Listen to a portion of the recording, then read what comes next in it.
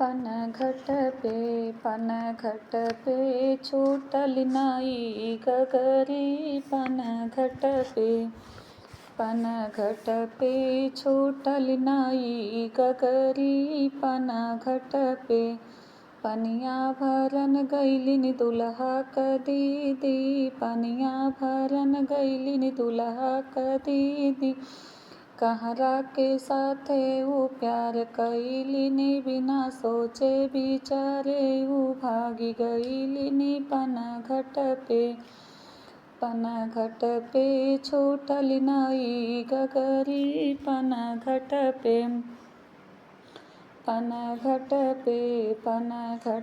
पे छूटल नाई गगरी। पनघट पे पनिया भरन गइलिन समधी क दीदी। पनिया भरन गइलिन समधी क दीदी। कहरा से जाके ऊ प्यार कइलिन बिना सोचे विचारे ऊ भागी गइलिन। पनघट पे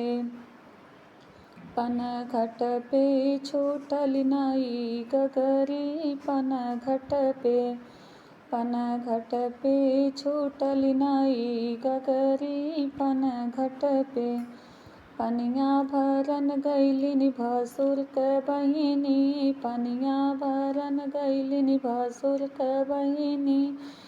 कहरा से जाके ऊ प्यार कइलिन बिना सोचे विचारे ऊ भागी गइलिन। पनघट पे छूटल नाई गगरी। पनघट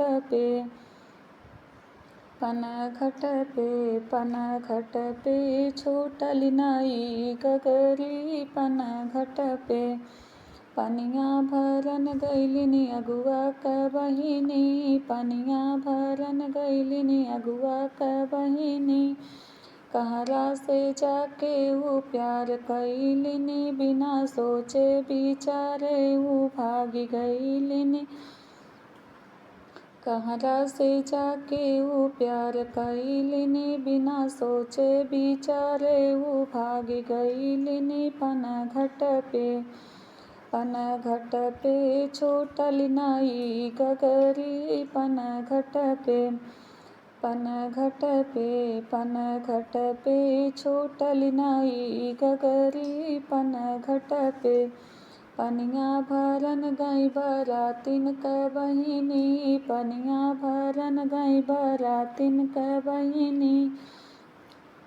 कहरा से जाके ऊ प्यार कइलिन बिना सोचे विचारे ऊ भागी गइलिन। पनघट पे छूटल नाई गगरी। पनघट पे छूटल नाई गगरी। पनघट पे।